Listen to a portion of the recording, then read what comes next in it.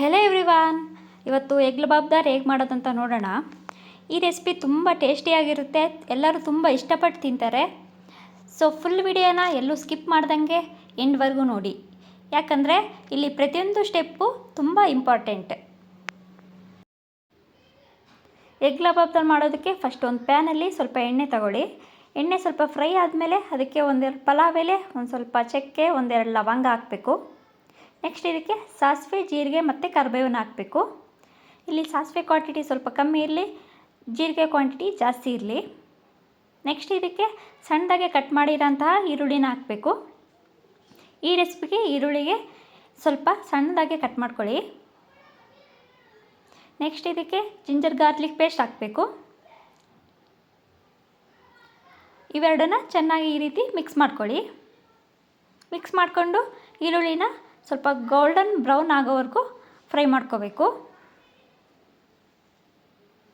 ನೋಡಿ, ಈ ರೀತಿ ಫ್ರೈ ಆದಮೇಲೆ ನೆಕ್ಸ್ಟ್ ಇದಕ್ಕೆ ಸ್ವಲ್ಪ ನೀರನ್ನು ಹಾಕ್ಕೋಬೇಕು.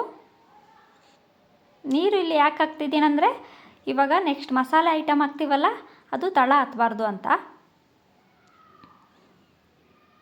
ಈಗ ಇದಕ್ಕೆ ಒಂದು ಅರ್ಧ ಸ್ಪೂನ್ ಅರಿಶಿನ ಪುಡಿ, ಒಂದು ಸ್ಪೂನಷ್ಟು ಖಾರದ ಪುಡಿ, ಒಂದು ಸ್ಪೂನಷ್ಟು ಧನಿಯಾ ಪೌಡರ್ ಹಾಕಬೇಕು. ನೆಕ್ಸ್ಟ್ ಇದನ್ನು ಎಲ್ಲ ಚೆನ್ನಾಗಿ ಈ ರೀತಿ ಮಿಕ್ಸ್ ಮಾಡಿಬಿಟ್ಟು ಒಂದು ಪ್ಲೇಟ್ ಮುಚ್ಚಿಬಿಟ್ಟು ಮಸಾಲೆನ ಸ್ವಲ್ಪ ಫ್ರೈ ಆಗೋಕ್ಕೆ ಬಿಡಬೇಕು. 1 ಮಿನಿಟ್ ಮಸಾಲೆ ಫ್ರೈ ಆದಮೇಲೆ ಈ ರೀತಿ ಎಣ್ಣೆ ಸಪ್ರೇಟ್ ಆಗುತ್ತೆ. ನೆಕ್ಸ್ಟ್ ಇದಕ್ಕೆ ಟೊಮೆಟೊ ಪ್ಯೂರನ್ನ ಸೇರಿಸ್ಬೇಕು. ನಾನಿಲ್ಲಿ ಮೀಡಿಯಮ್ ಸೈಜ್ ಒಂದೆರಡು ಟೊಮೆಟೊ ಹಣ್ಣು ತಗೊಂಡ್ಬಿಟ್ಟು ಅದನ್ನು ಮಿಕ್ಸಿ ಮಾಡ್ಕೊಂಡು ಹಾಕ್ತಾಯಿದ್ದೀನಿ. ನೆಕ್ಸ್ಟ್ ಇದಕ್ಕೆ ಸ್ವಲ್ಪ ಉಪ್ಪನ್ನು ಸೇರಿಸ್ಬಿಟ್ಟು ಟೊಮೆಟೊ ಪ್ಯೂರಿ, ಈರುಳ್ಳಿ ಮತ್ತು ಮಸಾಲೆ ಒಳಗೆ ಚೆನ್ನಾಗಿ ಈ ರೀತಿ ಮಿಕ್ಸ್ ಆಗೋ ಥರ ಸ್ಪೂನ್ ಹತ್ರ ಕಲಿಸ್ಕೊಳ್ಳಿ. ನೆಕ್ಸ್ಟ್ ಇದಕ್ಕೆ ಸ್ವಲ್ಪ ನೀರನ್ನು ಸೇರಿಸ್ಬೇಕು. ನೀರನ್ನು ಸೇರಿಸ್ಬಿಟ್ಟು ಟೊಮೆಟೊ ಪ್ಯೂರಿ ಸ್ವಲ್ಪ ಹಸಿ ವಾಸನೆ ಹೋಗೋವರೆಗೂ ಫ್ರೈ ಮಾಡ್ಕೋಬೇಕು. ಈ ರೀತಿ ಎಣ್ಣೆ ಎಲ್ಲ ಸಪ್ರೇಟ್ ಆದಮೇಲೆ ಇದಕ್ಕೆ ಗೋಡಂಬಿ ಪೇಸ್ಟ್ನ ಹಾಕ್ಕೋಬೇಕು. ನಾನಿಲ್ಲಿ ಒಂದು 4-5 ಗೋಡಂಬಿನ ಒಂದು 10 ನಿಮಿಷ ನೆನೆಸ್ಬಿಟ್ಟು ಅದನ್ನು ಮಿಕ್ಸಿ ಮಾಡಿ ಪೇಸ್ಟ್ ಹಾಕ್ತಾಯಿದ್ದೀನಿ.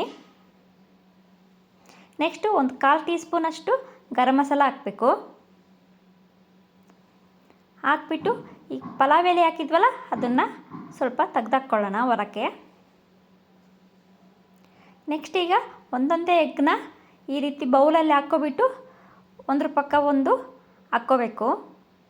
ನಿಮ್ಮ ಮನೇಲಿ ಸ್ವಲ್ಪ ಅಗಲವಾದ ಪ್ಯಾನ್ ಇದ್ದರೆ ಈ ರೆಸಿಪಿ ಅದರಲ್ಲಿ ಮಾಡಿಕೊಂಡ್ರೆ ತುಂಬ ಚೆನ್ನಾಗಿ ಬರುತ್ತೆ.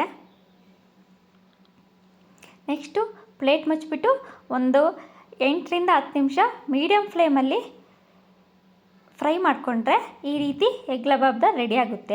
ಈ ರೆಸಿಪಿನ ಟ್ರೈ ಮಾಡಿಬಿಟ್ಟು ಹೇಗೆ ಬಂದಿತ್ತು ಅಂತ ಕಮೆಂಟ್ ಬಾಕ್ಸಲ್ಲಿ ಕಮೆಂಟ್ ಮಾಡಿ.